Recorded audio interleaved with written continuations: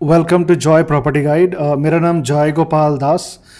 ये आपके सामने आर्टिकल है। सेक्टर 150 में रजिस्ट्री शुरू हो चुका है।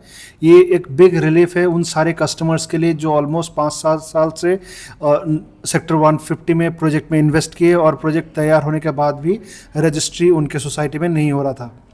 अब पहले मैं कारण बताता हूँ क्यों रजिस्ट्री बंद करवाया गया था जनवरी 2021 में। जो नोएडा अथॉरिटी के बोर्ड मीटिंग में हुआ क्या था, सेक्टर 150 एंड सेक्टर 79 ये दोनों सेक्टर है जो नोएडा अथॉरिटी स्पोर्ट्स सिटी के तौर पे प्रमोट करना चाह रहा था। दैट मीन्स आने वाले टाइम में इन दोनों सेक्टर को बहुत बेहतरीन तरीके से स्पोर्ट्स सेंट्रिक बनाना चाह रहा था, जिसमें cricket stadium, golf course, tennis centre, multipurpose field, hospital और स्पोर्ट्स के जितने भी एमिनिटीज़ आप नॉर्मल जगह में देखते हैं उन सारे चीज़ इस जगह में आना था।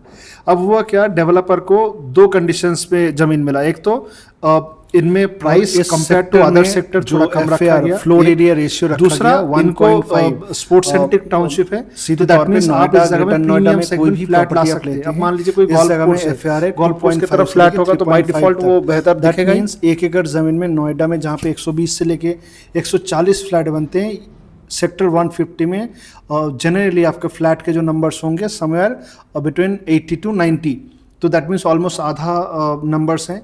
तो प्रीमियम जेंट्री को ये अट्रैक्ट करना चाह रहे थे। अब बहुत सारे डेवलपर ने बना के कुछ रजिस्ट्री पहले कर भी दिया, बट अथॉरिटी को लगा अगर स्पोर्ट्स एमिनिटी डेवलपर डेवलप नहीं करे तो ये जो पर्पस के लिए ये स्पोर्ट्स सिटी सस्ते प्राइस में अलॉट किया गया था वो भी पर्पस डिफीट हो जाएगा। इसीलिए 2021 में ये पूरा रजिस्ट्री बंद हो गया था। बाद में 2025 में सुप्रीम कोर्ट के इंटरवेंशन के बाद फाइनली ये पाथ क्लियर हो चुका है। 2026 में एडा के बोर्ड मीटिंग में ये क्लियर कर दिया गया। तो इसी जगह में कौन सा डेवलपर का रजिस्ट्री होगा, जिन्होंने प्रॉपर्टी पूरा बना चुके हैं, स्पोर्ट्स एमिनिटीज़ अंदर का पूरा दे चुके हैं, उनका हो जाएगा।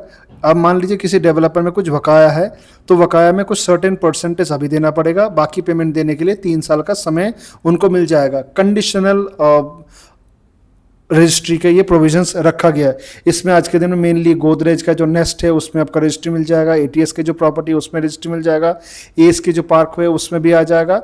तो मेजर जगह में आने वाले टाइम में 6-8 महीने के अंदर मेजर प्रॉपर्टीज़ में आपको ये रजिस्ट्री होते हुए दिख जाएंगे।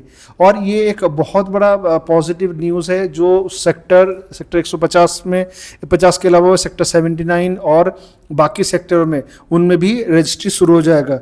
ये कदम बेसिकली नोएडा का जो 50 ईयर्स कंप्लीट होने जा रहा है उसके तहत लिया गया।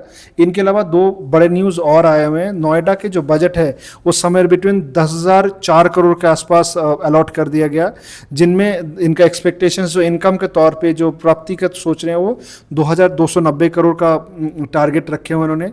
2026 टिल मार्च तक इन लोगों का टारगेट था पिछले साल के लिए 9,826 करोड़, जिनमें उन्होंने 6,590 करोड़ के आसपास उन्होंने अचीव किया हुआ है। तो आने वाले टाइम में नोएडा, ग्रेटर नोएडा, यमुना एक्सप्रेसवे अलग लेवल पे उभर जाएगा। इनके अलावा भी बहुत सारे development Yamuna and greater Noida में आ रहा है, वो भी मैं आने वाले टाइम में आपको अपडेट करते रहूँगा।